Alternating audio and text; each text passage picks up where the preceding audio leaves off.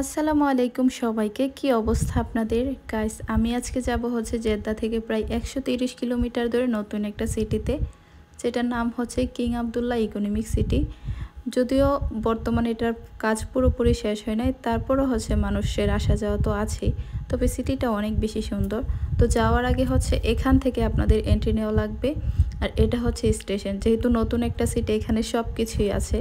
তো এটাই হচ্ছে মেন গেট। এই সিটিতে ঢোকার প্রায় ২০ কিলোমিটার আগেই হচ্ছে এই মেন গেট। তো আমরা যেহেতু এন্ট্রি নিয়েছি আমরা হচ্ছে সহজেই চলে গেলাম, বাট এখানে দেখলাম অনেক গাড়িকেই হচ্ছে ফেরত পাঠাচ্ছে। কি ভুল তাদের আমি জানি না। তবে আমরা সহজেই হচ্ছে একদম সিটির ভিতরে চলে আসছি। এখানে হচ্ছে এক একটা আমাদের বাংলাদেশে যেমন এক একটা পাড়ার নাম আলাদা থাকে, এখানে হচ্ছে এক একটা জায়গার নাম আলাদা।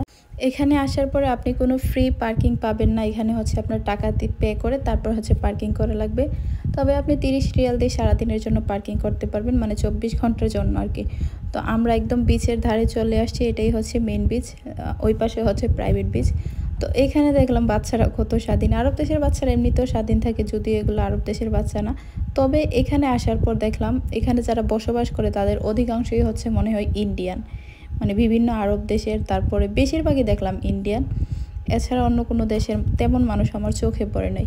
তো এই যে দেখেন বিকেলবেলা বিচের মধ্যে সবাই বসে যার যার মতো সময় পার করতেছে।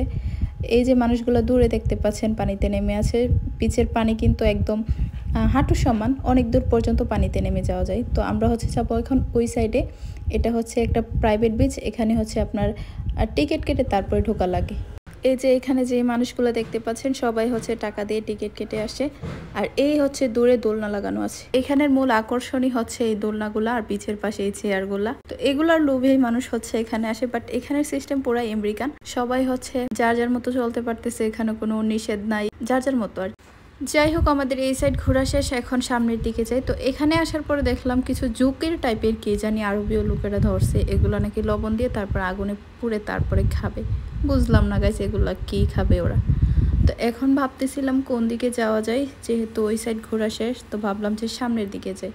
আর এখন তো একদম বিকেল টাইম, তো বিকেল টাইমে মানুষ এখানে একটু বেশি আসে। এই সিটিতে যারা আছে, দূর দূরান্ত থেকে যারা আসে তারা হচ্ছে একদম দুপুরের দিকে আসে, কারণ আপনি যদি পুরোটা সিটি ঘুরতে চান আপনার একদিন মিনিমাম একদিন সময় লাগবে। তো এদিকে আসার পরে দেখি অনেক সুন্দর নারিকেল গাছ। আরব দেশের নারিকেল গাছে নারিকেল হয় না, আবহাওয়া, তারপরে হচ্ছে সাগরের তীরে, লোহিত সাগরের তীরে যে গাছগুলো আছে এগুলোতে একদমই নারিকেল ডাব বলেন কিছুই হয় না।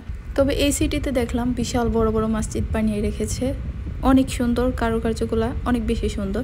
তো এখানে আবার দুইটা গেট টাইপের একদম প্রাকৃতিক গাছ দিয়ে বানানো, দৃশ্যগুলো সুন্দর। মানে আপনি যদি এই সিটিতে ঘুরতে চান আপনার মন একদম ভালো হয়ে যাবে। সব মিলিয়ে আমার কাছে বেশ ভালোই লেগেছে।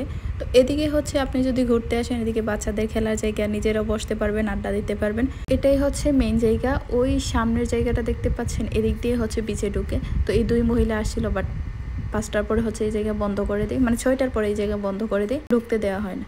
তো আমরা দেখি সাইড দিয়ে গিয়ে ফ্রিতে ঢুকতে পারি কিনা।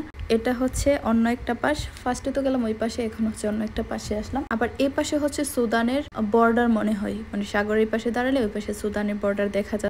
তারপরে আমরা ফ্রিতে ঢুকে গেলাম এখানে। এখানে দাঁড়িয়ে দেখতে ভালোই লাগতেছে, বাট এখানে দেখলাম অনেক অনেক জেলিফিশ। গাইস আমরা ফ্রিতে ঢোকার পরে ভিতরে আর বেশি যাই না, এখানেই দাঁড়িয়েছিলাম। পরবর্তী পার্টে ইনশাল্লাহ, মানে দ্বিতীয় পর্বতে আপনাদেরকে বাকি সব কিছু দেখাবো। সবাই ভালো থাকবেন, আল্লাহ হাফেজ।